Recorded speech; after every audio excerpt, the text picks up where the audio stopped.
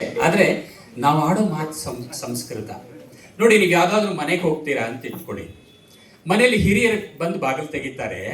ಒಂದು ಚಿಕ್ಕ ಮಗು ಬರುತ್ತೆ, ತುಂಬಾ ಚಿಕ್ಕದು, ಇನ್ನು 1.5 ವರ್ಷದ ಮಗು. ಆ ಮಗುನ ನೀವು ಮಾತಾಡಿಸ್ತೀರಾ, ಏನಂತ ಕರಿತೀರಾ?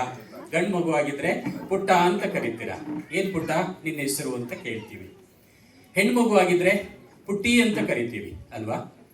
ನಮ್ಮಲ್ಲಿ ಎಷ್ಟು ಜನಕ್ಕೆ ಗೊತ್ತು ಈ ಪುಟ್ಟ ಮತ್ತು ಪುಟ್ಟಿ ಅನ್ನೋ ಶಬ್ದ ಸಂಸ್ಕೃತದ್ದು ಅಂತ? ನಮಗೆ ಗೊತ್ತಿಲ್ಲ. ನೋಡಿ, ಸಂಸ್ಕೃತದಲ್ಲಿ ಪುತ್ರ ಮತ್ತು ಪುತ್ರಿ ಅಂತ 2 ಶಬ್ದ ಇದೆ. ಮಗ, ಮಗು. ಪುತ್ರಿ ಅಂದ್ರೆ ಮಗಳು ಅಂತ ಅರ್ಥ. ನಾವು ದಿನನಿತ್ಯ ಬೆಳಗಾದ್ರೆ ನಮ್ಮ ಮಕ್ಕಳು ಕರೆಯೋದೇ ಸಂಸ್ಕೃತದಲ್ಲಿ. ಪುಟ್ಟ ಹೇಳೋ, ಪುಟ್ಟ ಹೇಳಮ್ಮ.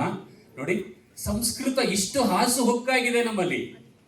ನಾವು ಬಳಸುವ ಭಾಷೆಯಲ್ಲಿನ ಅದು ಯಾವುದೇ ಭಾಷೆ ಆಗಿರಬಹುದು, ಅದು ಬರೀ ಕನ್ನಡ ಅಂತಲ್ಲ, ನಮ್ಮ ದೇಶೀಯ ಎಲ್ಲ ಭಾಷೆಗಳಲ್ಲಿ ಅಷ್ಟೇ ಅಲ್ಲ, ವಿದೇಶೀಯ ಭಾಷೆಗಳಲ್ಲಿ ಸಂಸ್ಕೃತದ 50ಕ್ಕೂ ಹೆಚ್ಚು ಪ್ರತಿಶತ ಶಬ್ದಗಳನ್ನ ನಾವು ನೋಡ್ತೀವಿ. ಇಂಗ್ಲಿಷ್ನಲ್ಲೂ ಇದೆಯಾ? ಖಂಡಿತ ಇದೆ. ನಾಗರಾಜರಾವ್ ಅವ್ರು ಮಾತಾಡೋದು ಕೇಳಬೇಕು ನೀವು. ಆ ಇಂಗ್ಲಿಷ್ ಭಾಷೆನಲ್ಲಿ ಸಂಸ್ಕೃತ ಎಷ್ಟಿದೆ ಗೊತ್ತಾ? ಹೆಮ್ಮೆ ಪಡ್ಬೇಕು ರೀ. ನಮ್ಮ ದೇಶದ ಭಾಷೆ ಅದು ಯಾವುದೋ ದೇಶ ಆಳ್ತಾ ಇದೆಯಲ್ಲ, ನಮ್ಮ ಸಂಸ್ಕೃತ ಅದು ಯಾವುದೋ ದೇಶಕ್ಕೆ ಹೋಗಿ ಆಳ್ತಾ ಇದೆಯಲ್ಲ, ಸಂತೋಷ ಪಡಬೇಕು, ಹೆಮ್ಮೆ ಪಡಬೇಕು. ಜೊತೆಗೆ ಒಂದು ಮಾತು, ನಾವು ಈ ಭಾಷೆ ಕಲಿದೆ ಹೋದ್ರೆ ಭಾಷೆಗೆ ಮಾಡಿದ ಅವಮಾನ, ಅನ್ಯಾಯ. ನಾವು ಕಲಿಬೇಕು.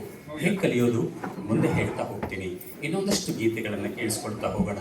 ನಿಮಗೂ ಬೋರ್ ಆಗಬಾರ್ದು, ನನಗೂ ಬೇಜಾರಾಗಬಾರ್ದು. ಹಾಗಾಗಿ ಈ ಒಂದು ಯೋಜನೆ